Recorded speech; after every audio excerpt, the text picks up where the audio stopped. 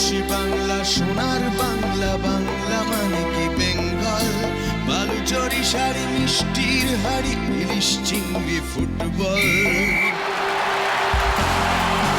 বাংলা মানে কি meeting, slogan, মিছিলে হাজার গলা। বাংলা মানে কি নন্দনে ভিড়, একাডেমি বই মেলা। বাংলা মানে কি শুধুই অতীত কিংবা চলছে চলবে। আপনার সাথে বাংলা এখন প্রতিদিন কথা বলবে।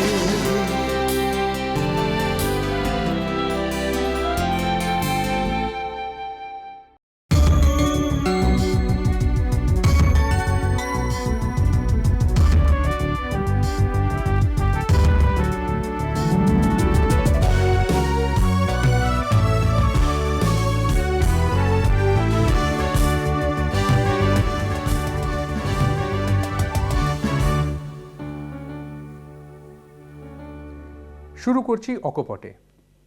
আজকে আমাদের সঙ্গে আছেন এমন একজন ব্যক্তি যার পরিচয় দেওয়ার কোনো প্রয়োজন নেই। আমাদের সঙ্গে আছেন जावेद अख्तर। जावेद जी, बांग्ला एखन के स्टूडियो में आपका हार्दिक स्वागत है। शुक्रिया।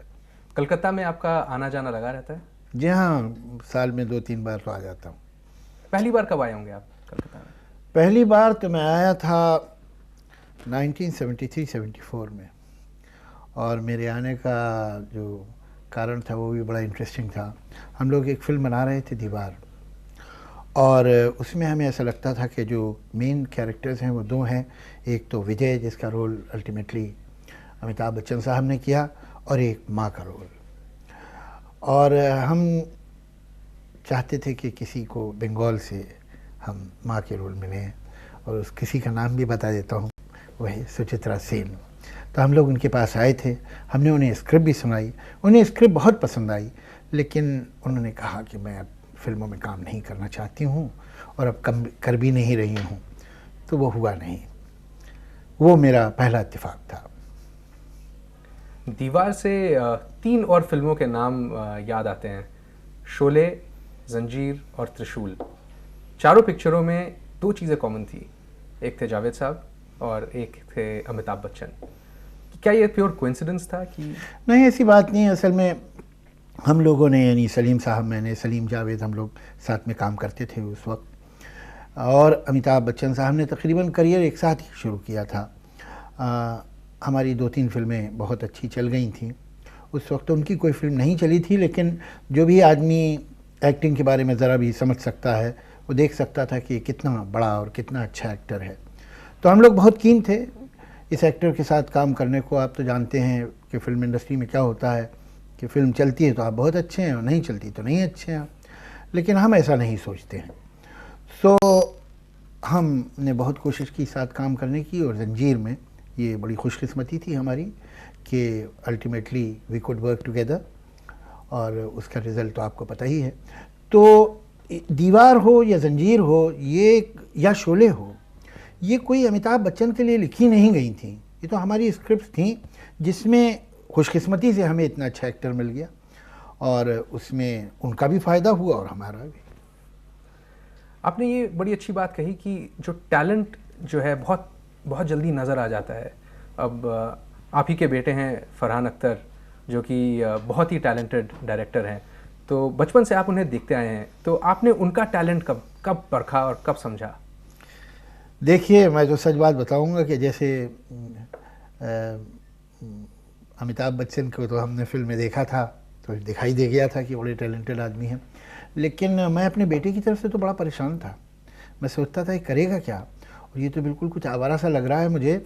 हालांकि मैं ये भूल गया था कि मैं भी इसकी उम्र में आवारा ही था, लेकिन ऐसा मुझे पता नहीं था कि ये ऐसा काम करेगा। एक दिन ये मेरे पास आया और उसने कहा कि मैंने एक स्क्रिप्ट लिखी है। तो मैं बड़ा हैरान हुआ, मुझे तो पता नहीं था कि वो लिखता है। तो उसने मुझे अपनी स्क्रिप्ट सुनाई, तो मैंने कहा कि तुम क्या करने वाले हो इस स्क्रिप्ट का? तो उसने कहा मैं खुद ही डायरेक्ट कर रहा हूँ। तो मैं, कौन काम करेगा इसमें?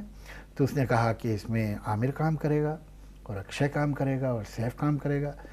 तो मैंने कहा तुमने इनसे बात की? कहने मैंने इनसे बात भी कर ली है, और वो लोग तैयार भी हो गए। तो ये सारा काम उसने खुद ही किया, और मुझे बड़ी हैरत हुई, इसलिए कि ये जब टीनेजर था तो मुझे इसकी तरफ से बड़ी फ़िक्र थी कि ये कुछ ज़िंदगी में करेगा कि नहीं करेगा। तो ऐसा कुछ नहीं कि मुझे बचपन से मालूम था कि ये तो कुछ कर ही जाएगा। ये ज़रूर पता था कि इसमें बहुत सेंस ऑफ ह्यूमर है, बहुत सी खूबियाँ हैं, लेकिन मुझे ऐसा लगता था कि बिल्कुल फोकस्ड नहीं है, इसको कुछ पता ही नहीं है कि करना क्या चाहता है। लेकिन शायद एक उम्र में ऐसा होता है। अब आपके पिताजी जान निसार अख्तर साहब भी तो महान पोएट थे। वो मेरे लिए परेशान थे। तो होता यही है कि हर पीढ़ी अगली पीढ़ी के लिए परेशान रहती है।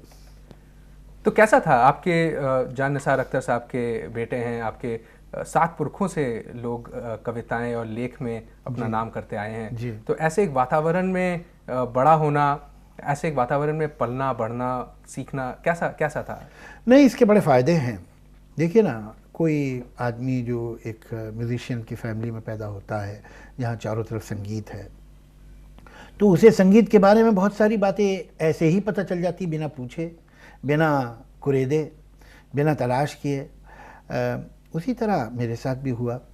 कभी कभी मैं सोचता हूँ कि 14-15 बरस की उम्र तक मुझे पोइट्री के बारे में जितना मालूम हो गया था, कोई शायद बिजनेस फैमिली में पैदा हुआ बच्चा होता तो उसको तो 10-15 साल सीरियसली पढ़ना पड़े इतना जानने के लिए, जो मुझे ऐसे ही पता चल गया।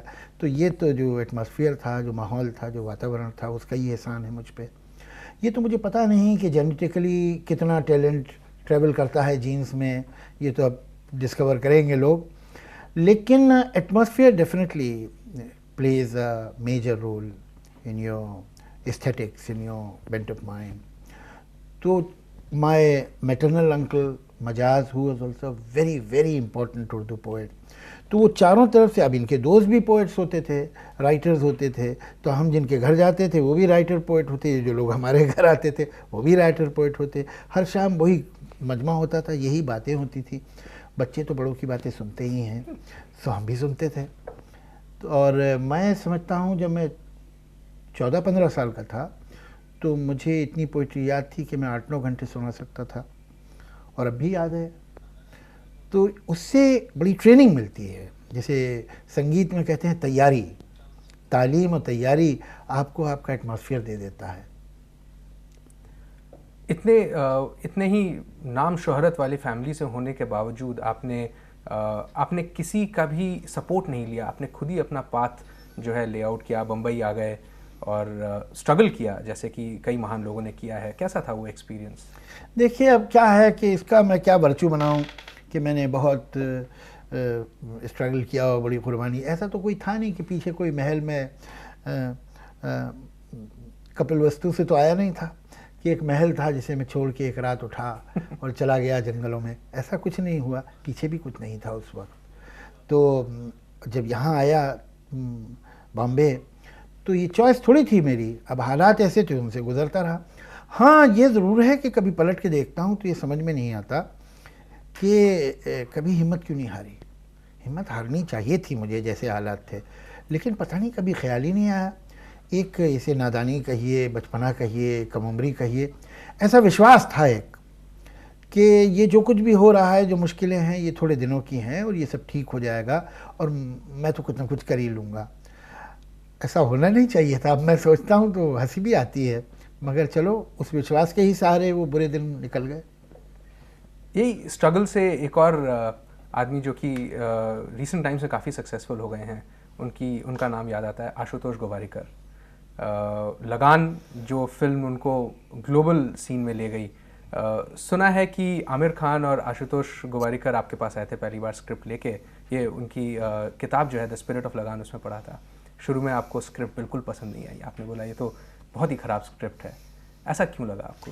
बल्कि देखिए, मैंने उनसे कहा कि तुम लोगों ने एक लिस्ट बनाई है कि आजकल जो जो नहीं होता है फिल्मों में और जो जो ऐसा समझा जाता है कि ये गड़बड़ है, वो सब जमा करके तुमने स्क्रिप्ट बनाई है। तो मुझे बहुत डर लग रहा था कि इतनी देर तक क्रिकेट खेलते रहेंगे लोग। क्रिकेट देखो, फुटबॉल, हॉकी, इसमें फिर भी एक टेम्पो है। क्रिकेट तो बड़ा एक स्लो गेम है, तो ये कितनी देर तक स्क्रीन पे होल्ड करेगा। सेकेंड हाफ में कुछ नहीं, एक हो रहा है कि एक टीम बन रही है और बनी चली जा रही है, एक आदमी, दूसरा आदमी, तीसरा आदमी। तो मुझे बहुत, उनको मैंने समझाया, मैंने कहा देख लो तुम लोग, ये ठीक है कि नहीं है। लेकिन एक बात मैं उनकी तारीफ़ करूँगा कि उनका जो कन्विक्शन था वो इतना स्ट्रॉन्ग था कि अल्टीमेटली उसने मुझ पे असर किया। और जब मैं उस फिर फिल्म के गीत लिखने बैठा तो फिर मैं ये विश्वास करके बैठा कि नहीं, ये बहुत अच्छी पिक्चर है और बहुत अच्छी बनेगी। यही टीम ने फिर से एक और फिल्म में काम किया, आप, आशुतोष जी, ए.आर. रहमान साहब, स्वदेश जी।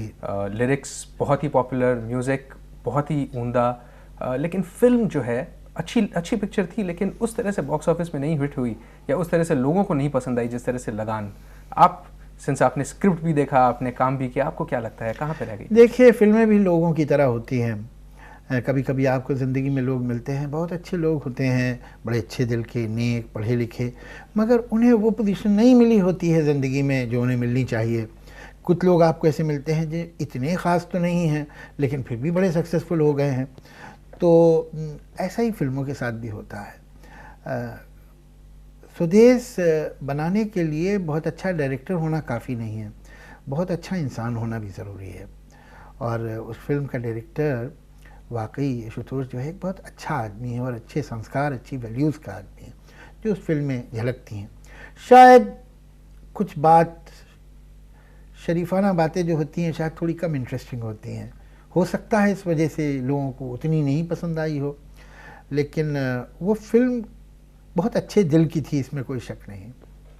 आपने पिक्चर देखी, स्वदेश देखी जी हाँ, होगी? जी हाँ, जाहिर। तो जब आपने स्क्रिप्ट पढ़ी और जो पिक्चर देखी उसमें आपने कोई फ़र्क? मैंने उसकी स्क्रिप्ट नहीं पढ़ी थी। मुझे सिचुएशंस मालूम थी और कहानी पता थी, लेकिन मैंने उसकी पूरी स्क्रिप्ट नहीं पढ़ी हुई थी। फिर भी ऐसा भी नहीं है कोई फिल्म नाकाम हो गई, ये भी मैं आपको बता दूं। कुछ लोगों को ऐसा भी इम्प्रेशन होता है that film has done very well, लेकिन अब वो लगान नहीं। अब वो क्या है कि जब तक वो लगान ना बन जाए, वो आशुतोष के सर पे तो एक बाल से लगान लटकी हुई थी तो वो क्या करते हैं। এখন একটা কমার্শিয়াল ব্রেকের পর আবার জাভেদ আখতারের সঙ্গে অকপটে।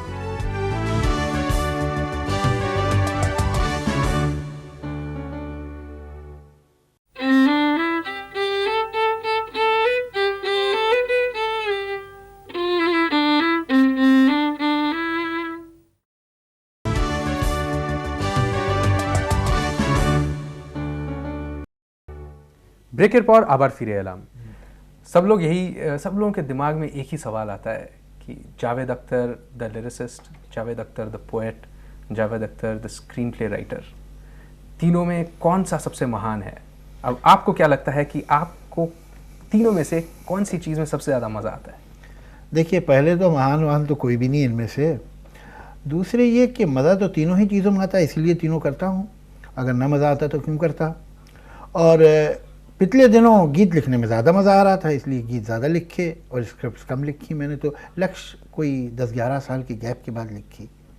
अब इरादा है साल में एक स्क्रिप्ट लिखा करूँगा। लेकिन मज़ा जो है स्क्रिप्ट लिखने या पोइट्री में या गाने में नहीं है, मज़ा है अपना काम कॉम्पिटेंस से करने में। जब आप कोई काम करते हैं, भले आप स्क्रिप्ट लिख रहे हो या आप गाना लिख रहे हो या आप एक पोएम लिख रहे हो या आप अपने जूते पे पॉलिश कर रहे हो, जब आपको ऐसा लगता है मैंने पॉलिश अच्छी की तो आपको सुख मिलता है। जब आपको लगे चलो काम चलाऊ हो गया तो खुशी नहीं होती। ये काम का जॉनर नहीं है जो आपका सेटिस्फैक्शन डिसाइड करता है, ये आपकी कॉम्पिटेंस और क्वालिटी ऑफ योर वर्क, जो आपका कॉन्शियस कहता है ये काम मैंने ठीक किया, उससे खुशी होती है। कितने बार ऐसा होता है कि आपने कोई काम किया, बहुत पसंद आया और वो दुनिया को भी पसंद आया, या क्या ये भी होता है कि आपको बहुत पसंद आया लेकिन लोगों को नहीं आया?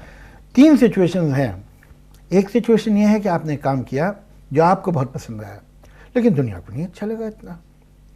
एक सिचुएशन ये है कि आपने काम किया, आपको तो कोई ख़ास नहीं लगा लेकिन दुनिया को बहुत पसंद आ गया। ये दोनों सिचुएशन जो है वो डिज़ायरेबल नहीं है। डिज़ायरेबल बात यह है कि आप एक ऐसा काम करें जो आपको बहुत अच्छा लगे और दुनिया को भी पसंद आए, ये सबसे अच्छी बात होगी। कितनी बार होता है ये? कम होता है लेकिन होता है, मुझे कोई गिला नहीं। मेरी ज़िंदगी में बहुत बार ऐसा हुआ है और मैं बहुत थैंकफुल हूँ ज़िंदगी का इसलिए। लेकिन ऐसा भी हुआ है कि मेरा कुछ काम जो है वो बड़ा अप्रिशिएट हुआ जो मुझे नहीं पसंद था।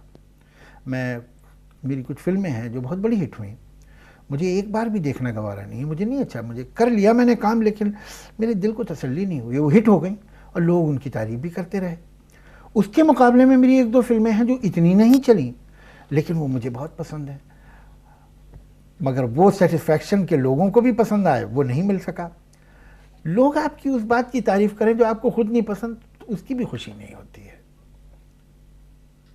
बहुत ही फेमस सेइंग है, the harder I work the luckier I get.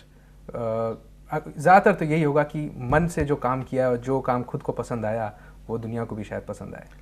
ज़रूरी नहीं है। देखिए, ज़िंदगी का एक प्रॉब्लम क्या है कि वो आपको कोई थ्योरी नहीं बनाने देती। आप समझते हैं अच्छा तो ज़िंदगी ऐसे चलती है, अगले ही दिन ज़िंदगी कुछ नया करके बता देती है।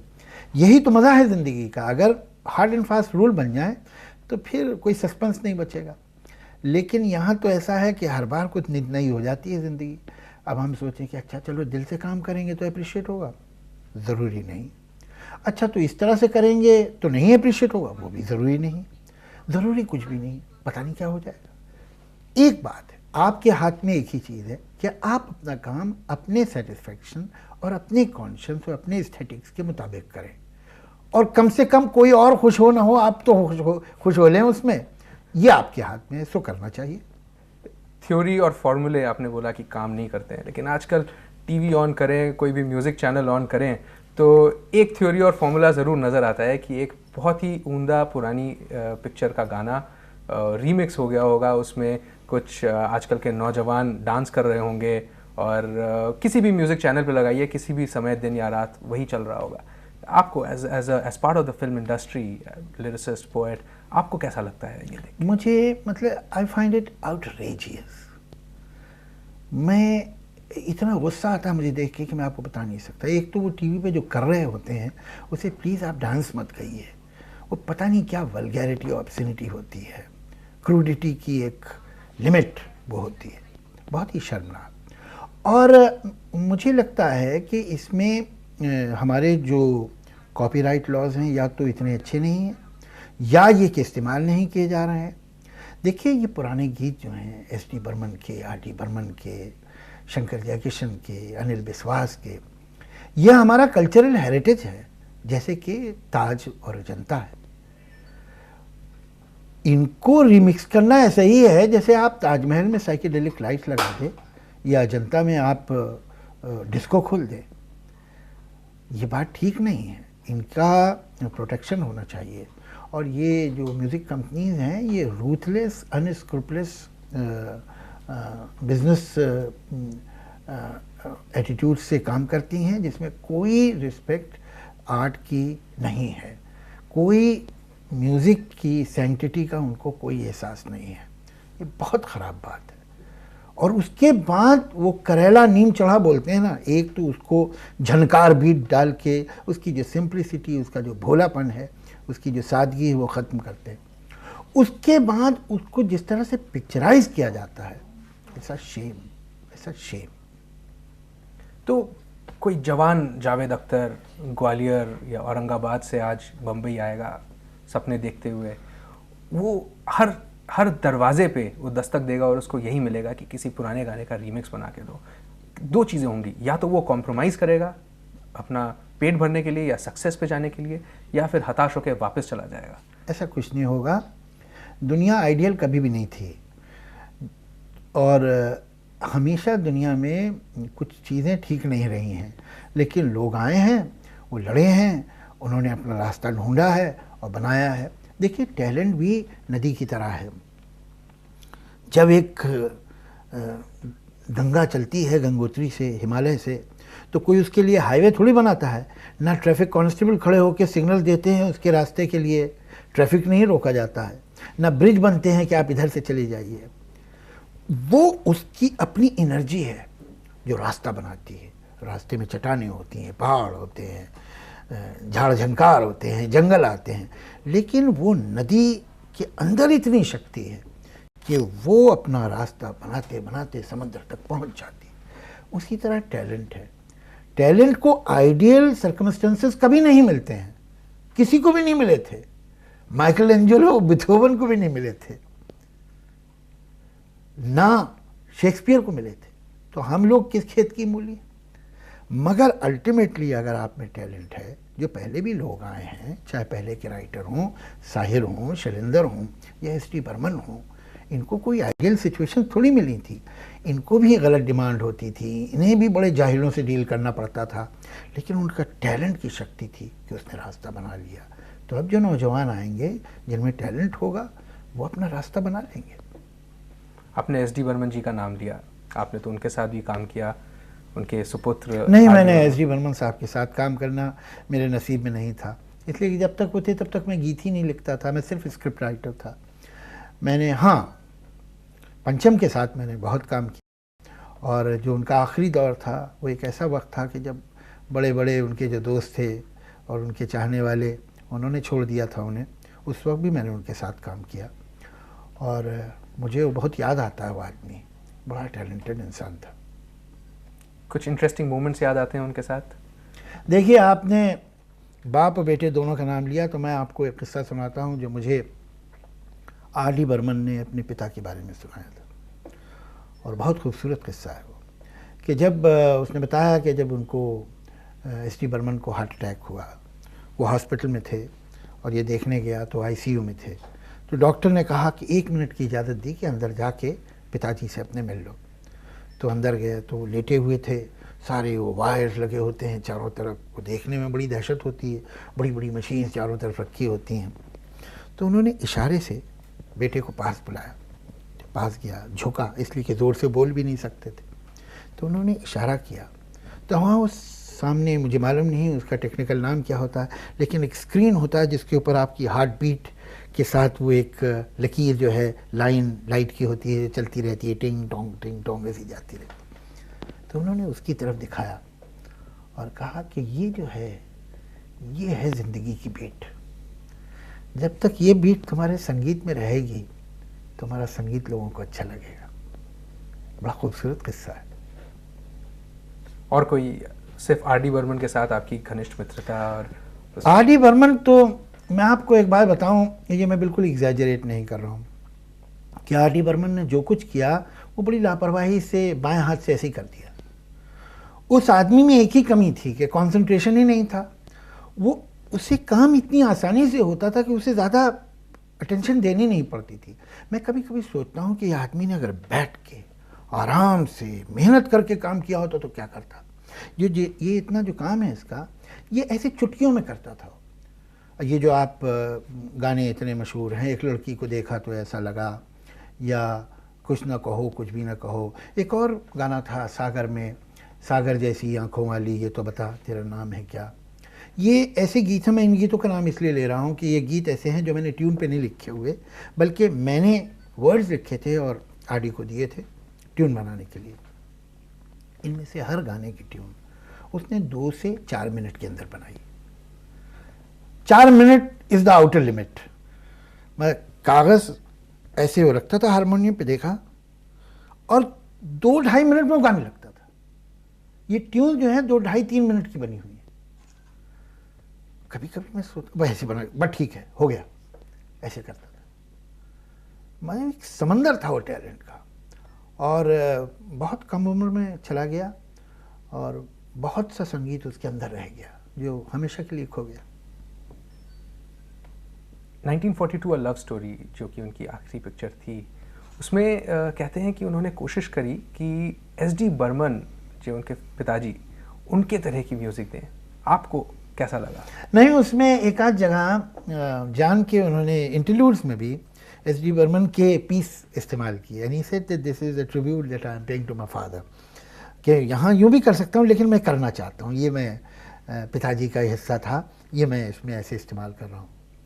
उस वक्त जैसे कहते हैं ना कि अंग्रेज़ी में जो एक्सप्रेशन है बैक अगेंस्ट द वॉल, ये सिचुएशन थी आर.डी. बर्मन के पास कोई काम नहीं था। आजकल लोग बहुत बात करते हैं, फिल्म इंडस्ट्री के लोग भी, कि हमारा वो ऐसा दोस्त था और वैसा था, लेकिन सच ये है कि फिल्म इंडस्ट्री ने उसे छोड़ दिया था।